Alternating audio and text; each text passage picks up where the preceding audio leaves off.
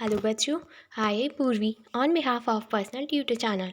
आज हम लोग class 7 Uttar Pradesh board English का chapter number 8 fire friend and foe पढ़ने वाले हैं। सो स्टार्ट करते हैं। Early man did not know what fire was. पहले के टाइम पे लोगों को नहीं पता था कि आग क्या होती है। Fire is both useful and dangerous. Fire can be dangerous or it's useful to humans also, or it can harm us.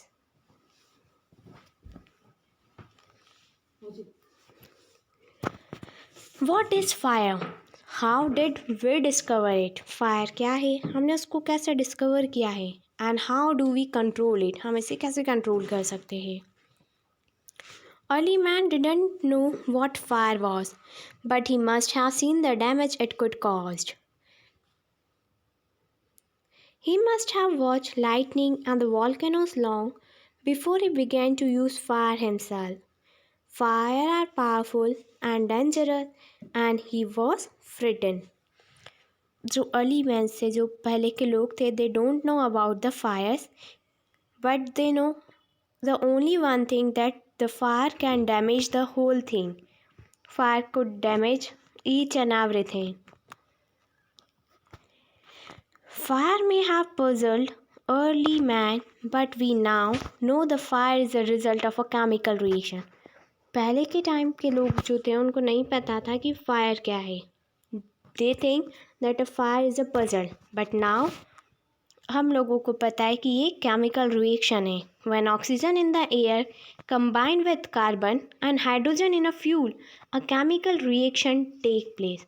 जो हमारे एटमॉस्फेयर में जो ऑक्सीजन है, जब वो हाइड्रोजन और कार्बन के साथ कंबाइन होगी, सो ये केमिकल रिएक्शन होगी, and the energy in the form of heat and light is released in this process.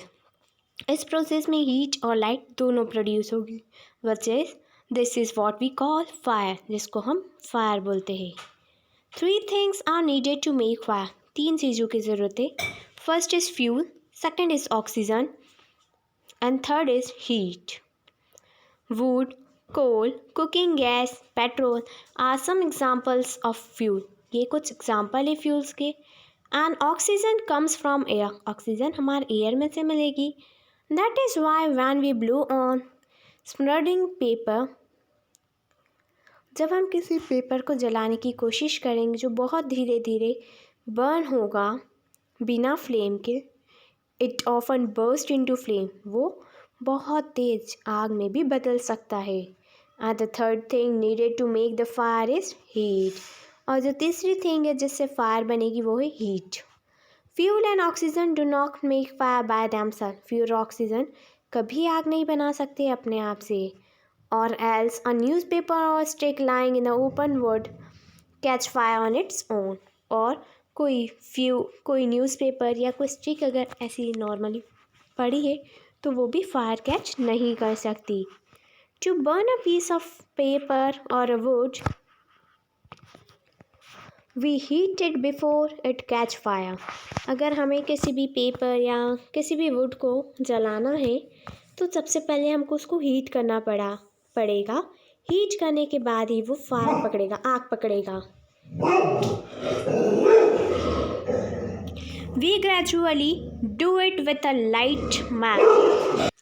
Hello बच्चों, hi Purvi on behalf of personal tutor channel. आज हम लोग क्लास 8 इंग्लिश यूपी बोर्ड का लेसन नंबर 18 फॉलेंस नाइटिंगेल पढ़ने वाले हैं. So बच्चों start करते हैं. A long time ago in England there lived a woman called Florence Nightingale. कई साल पुरानी टाइम बात है. इंग्लैंड में एक लेडी रहती थी जिनका नाम है Florence Nightingale. She became very famous as a nurse. वो नर्स के रूप में बहुत फेमस हुई. She did a lot to help sick people get better. उसने कई सारे ऐसे लोगों की मदद करी जो बीमार थे, और ये नर्स का वर्क करती थी और इनकी वजह से कई सारे लोग ठीक भी हो गए. Florence was born in a good family. Florence एक अच्छी फैमिली से बिलोंग करती है. She got her name from the city in Italy where she was born on the May 12, 1820. उनका नाम इटली की एक सिटी पर रखा गया क्योंकि वे वहीं पर पैदा हुई थी और उनका बर्थ हुआ था 12 मई 1820 को। Florence grew up in England. Florence England में बड़ी हुई। She was taught at home by her father. उसके घर पर उसके फादर ही उसे पढ़ाया करते थे। She learn English, Italian, Latin, German, France, history and philosophy. उन्होंने कई सारी चीज़ें सीखी, कई सारे लैंग्वेजेस सीखी। Florence travel to many countries with her sister and parents. Florence अपनी सिस्टर और अपने पेरेंट्स के साथ कई सारी कंट्रीज़ गई, ट्रैवल किया, डिफरेंट कंट्रीज़ में जाकर उन्होंने विज़िट किया।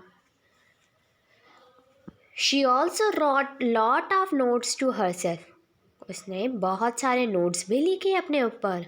One day she wrote, today God spoke to me and called me to his service. तो एक दिन उन्होंने लिखा कि आज भगवान ने मुझे बोला एंड आज भगवान ने मुझसे बात करी and call me to his service and मुझे बोला कि तुम अपना काम बहुत अच्छे से करना, अपनी ड्यूटी बहुत अच्छे से निभाना। She made up her mind to do something useful in life.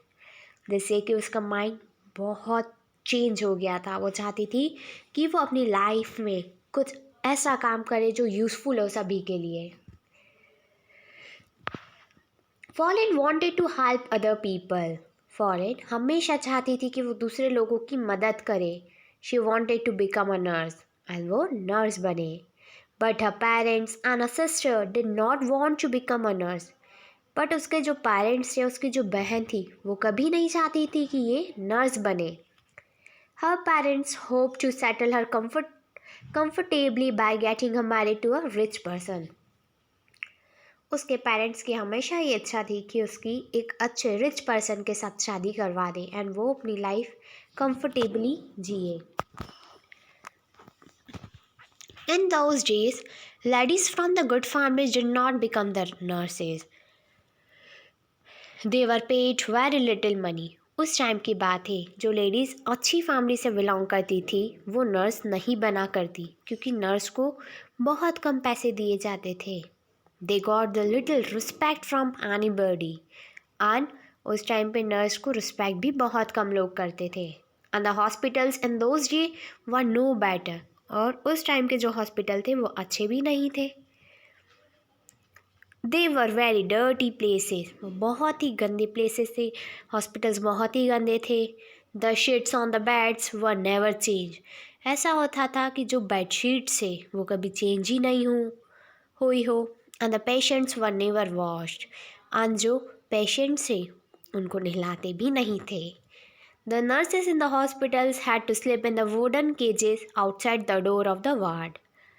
सो जो हॉस्पिटल में नर्सेस थी उनको वुडन केज के ऊपर सोना पड़ता था, जो कि एक पर्टिकुलर वार्ड के बाहर, दरवाजे के बाहर एक वुडन केज रख देते थे एंड उन्हें वहीं सोना पड़ता था।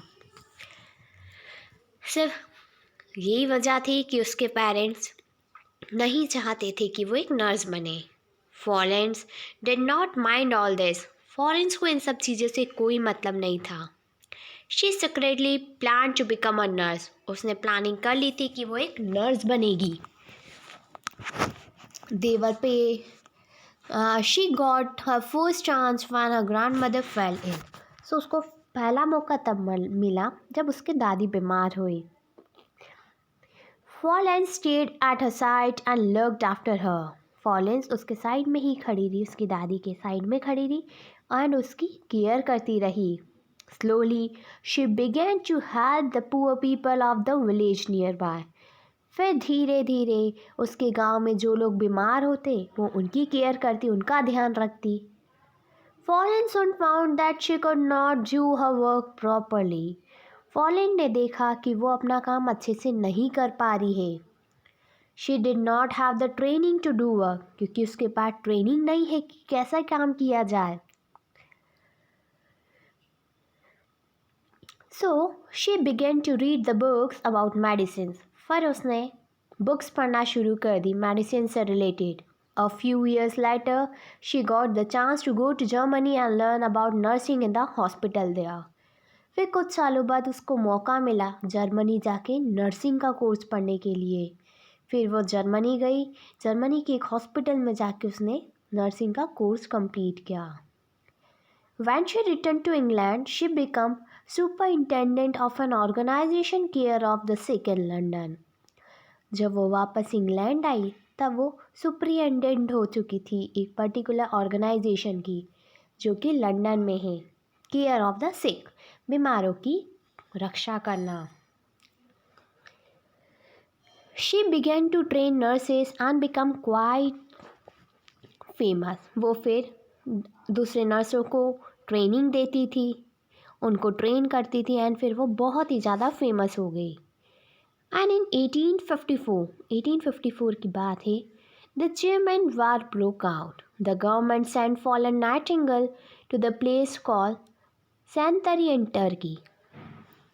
She was put in charge of a team of 40 nurses. The hospital at Santari was full of soldiers injured in the war.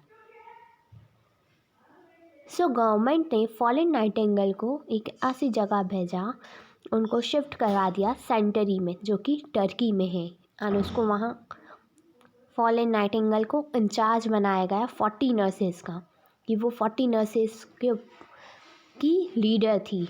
The hospital eight sanitary was full of soldier injured in the war. This hospital में वो रही, तो जो hospital sanitary में था वहाँ पे काफ़ी सारे सोल्जर थे, वो सभी इंजर्ड थे, सभी को चोट लगी हुई थी। Florence work very hard to improve the condition of the hospital. Florence ने बहुत हार्ड वर्क किया जिससे कि उस पर्टिकुलर हॉस्पिटल की कंडीशन इम्प्रूव हो जाए। She cleaned up the hospital and built a new kitchen. उसने हॉस्पिटल को क्लीन किया और नया किचन बनवाया विच सर्व बेटर फूड, जहाँ से अच्छा खाना सर्व हो सके।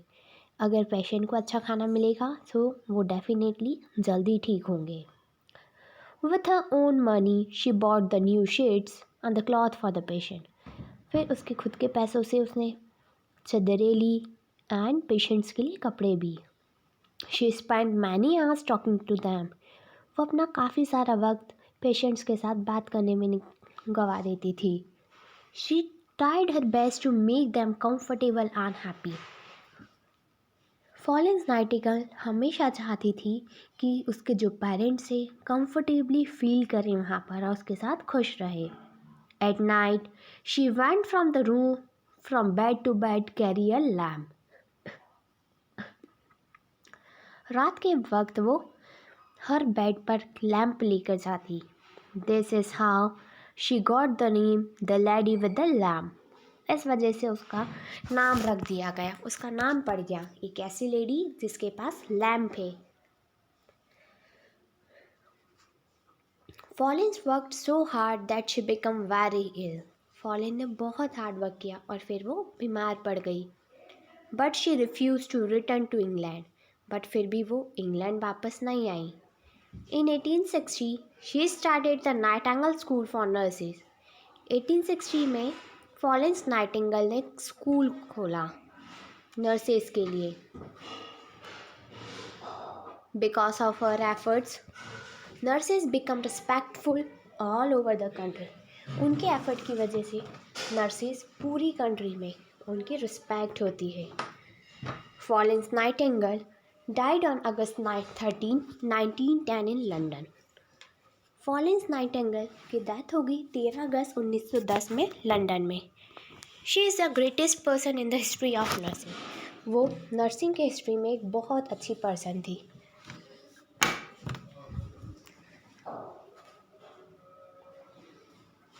सो आई होप बच्चों कि आपको ये चैप्टर अच्छा लगा होगा। अगर आपको इस चैप्टर से रिलेटेड कोई भी डाउट है तो आप मुझे कमेंट सेक्शन में कमेंट करके बता सकते हैं।